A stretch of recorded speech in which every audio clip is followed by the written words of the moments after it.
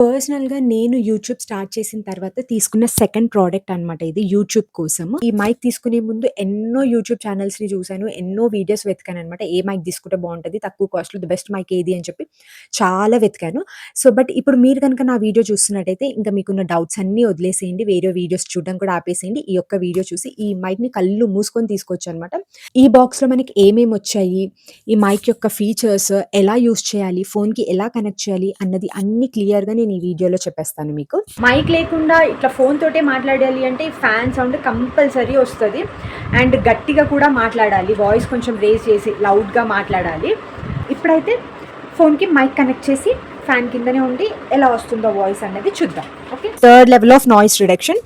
ఇప్పుడు వాయిస్ ఎలా వస్తుంది అన్నది చూద్దాం.